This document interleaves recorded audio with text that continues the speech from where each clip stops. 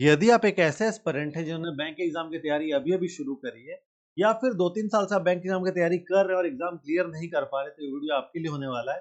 Important advice हम इस video में आपको देंगे जो कि आपको कोई नहीं बताता होगा। आप बैंक एग्जाम की तैयारी करते हैं और कुछ समय के बाद आपका एग्जाम क्लियर नहीं होता है तो सेल्फ डाउट क्रिएट होता है। लगता है कि मुझसे ही नहीं हो पाएगा, मेरी आईक्यू कम है, लेकिन ऐसा नहीं। गलती आपकी नहीं होती, जिन्होंने आपको गाइड किया ना, गलती उनकी होती है। आपको ठीक से सही से गाइड नहीं करा उन्होंने। देखिए, अगर आप बैंक एग्जाम की तैयारी कर रहे हैं और आप अभी आने वाले एग्जाम पे फोकस करें, जैसे कि आप आईबीपीएस पीओ पे फोकस करें, ठीक है, तो आप ऐसे में क्या करते हैं कि जो एग्जाम आ रहा है उस पे फोकस करेंगे, सिलेबस गया भाड़ में, हम बस तैयारी करते जा रहे हैं, एग्जाम को मॉक लगा रहे हैं, उसी एग्जाम को फोकस करें। लेकिन ये तरीका बिल्कुल ही गलत। सबसे पहली चीज जो होती है ना, आपको आपका बेसिक क्लियर करना होता है, ठीक है। सबसे पहले बेसिक क्लियर करें, एग्जाम पे फोकस मत करिए, ठीक है, कि ये पर्टिकुलर एग्जाम पे कि मुझे आईपीएस पीओ देना है या एसबीआई पीओ देना है, ऐसा कुछ फोकस नहीं। आपका मेन एम रहेगा बेसिक्स क्लियर करना, ठीक है, हर एक चैप्टर का, चाहे वो इंग्लिश हो, चाहे वो क्वांट हो, चाहे वो रीजनिंग हो, चाहे वो जीए हो या करंट अफेयर्स हो, जो भी हो, आपको मेन फोकस आपका रहना है इसका बेसिक कंप्लीट करने में। बहुत सारे स्टूडेंट क्या करते हैं, क्वांट में परसेंटेज पढ़ रहे हैं, कोई क्वेश्चन समझ में नहीं आया, स्किप कर दिया, ठीक है बाद में देखेंगे, या कोई टॉपिक ही स्किप कर दिया कि किसी ने बोला टीएसडी हार्ड होता है, टीएसडी पढ़ेंगे, किसी ने बोला कंपाउंड इंटरेस्ट हार्ड होता है, कंपाउंड इंटरेस्ट पढ़ेंगे, और वो स्किप करते हुए चलते हैं। और पता है, जब आप एक साल अपना बर्बाद कर चुके होते हैं और दोबारा जब तैयारी शुरू करते हैं ना, तो फिर आपको फिर से शुरू से अरिथमेटिक पढ़ने का मन करेगा ही नहीं। आपको लगेगा ये तो पढ़ा हुआ, ये तो पढ़ा हुआ, आप स्किप करते हुए चलते, फिर ठीक से तैयारी नहीं हो पाती है। तो सबसे पहली चीज कि बिना कुछ सोचे, बिना किसी एग्जाम पे फोकस किए, बस आपको अपना बेसिक्स क्लियर करना है। हर एक चीज, छोटी छोटी चीजों पे भी आपको फोकस करना है, ठीक है। कुछ भी स्किप नहीं करना है, चाहे वो इंग्लिश हो, क्वांट हो, रीजनिंग हो, जी हो, सब चीज में एक एक चीज का बेसिक क्लियर करके आपको हर एक के अच्छे खासे क्वेश्चंस प्रैक्टिस करने हैं। एग्जाम आ रहा है, ठीक है, कोई दिक्कत नहीं है, एग्जाम का फॉर्म भरना है, भरिए।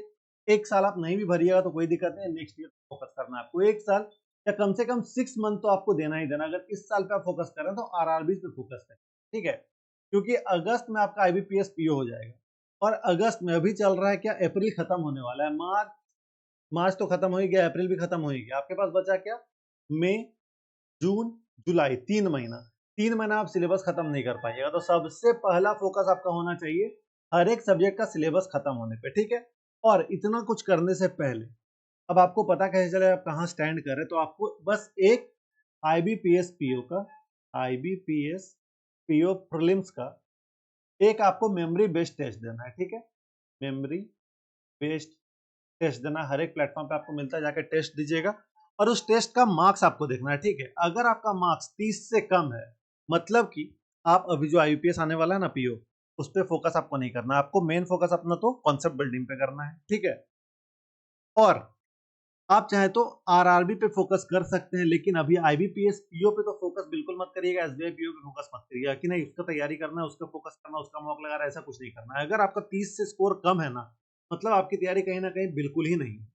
तो आपको पहले अपनी तैयारी अच्छी करनी है, बेसिक कॉन्सेप्ट क्लियर करना है, ठीक है। तो बेसिक कॉन्सेप्ट क्लियर करिए। उसके बाद अगर आप ऐसे एस्पिरेंट हैं जिनका मार्क्स जो 30 से लेके 55 के बीच में है, ठीक है, मेमोरी बेस्ड की बात कर रहा हूँ, ठीक है, 30 से लेके 55 के बीच में अगर आपका स्कोर है, तो आपको प्री पे फोकस करना ही करना है, साथ ही साथ मेंस भी लेकर चलना है साथ में, ठीक है। प्री और मेंस दोनों को लेकर चलना है। प्री का आपको करना है, साथ साथ मेंस के क्वेश्चंस भी लगाने हैं, ठीक है, मेंस के पीडीएफ सॉल्व करने हैं, जिससे कि आपका दोनों तैयारी साथ में होता हुआ चलेगा।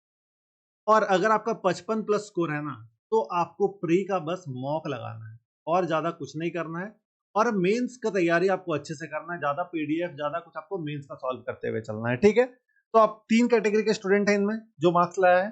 30 से कम वाले स्टूडेंट, 30 या 30 से कम वाले स्टूडेंट क्या करेंगे, बस अपना बेसिक कॉन्सेप्ट क्लियर करेंगे। 30 से 55 वाले स्टूडेंट प्री और मेंस दोनों को साथ में लेकर चलेंगे। और 55 प्लस वाले स्टूडेंट सिर्फ और सिर्फ मेंस पे फोकस करेंगे, प्री का बस मॉक लगाएंगे, ठीक है। बस आपको स्पीड चाहिए मॉक में, बाकी आपका मेंस पे फोकस रहेगा, तो एक एक चीज आपका क्लियर होता हुआ चलेगा, ठीक है। तो ज्यादा टेंशन की बात नहीं है, इस तरह से तैयारी करिएगा, आपका हर एक चीज, हर एक एग्जाम निकलेगा।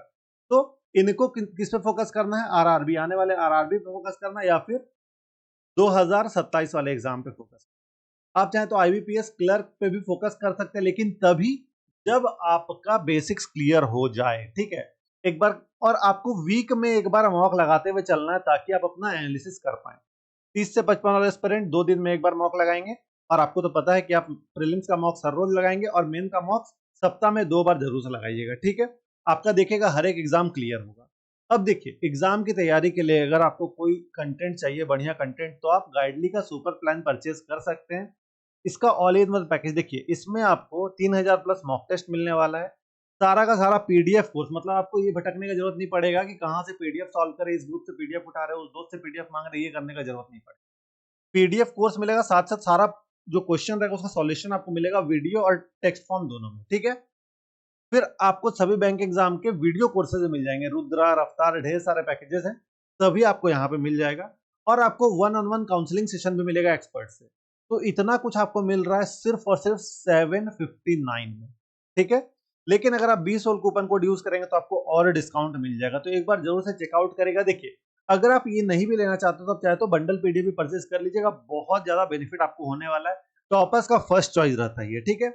बाकी अगर आपको कोई डाउट है आप कमेंट करके पूछिएगा, आपका हर एक कमेंट हम पढ़ते हैं और उसका रिप्लाई भी आपको कमेंट सेक्शन में कर देंगे। किसी कमेंट का अगर ज्यादा कमेंट आ रहा है, कोई ज्यादा आ रहा है किसी कमेंट में, तो उसका अलग से एक वीडियो बना देंगे, लेकिन फोकस आपको रखना अपने एग्जाम पे अभी, ठीक है। बाकी इस वीडियो को लाइक और शेयर कर दिया, जो भी एस्पिरेंट नए तैयारी कर रहे हैं अभी सभी को शेयर करें, जिनका एग्जाम क्लियर नहीं हो पा रहा है सभी को शेयर करिएगा। और अगर आपको कोई अपना फीडबैक शेयर करना है तो कमेंट सेक्शन में शेयर कर सकते हैं। बाकी इस चैनल पे नए हैं तो चैनल को सब्सक्राइब जरूर से कर लीजिएगा। आपको आपके आने वाले एग्जाम के लिए all the best. Thank you.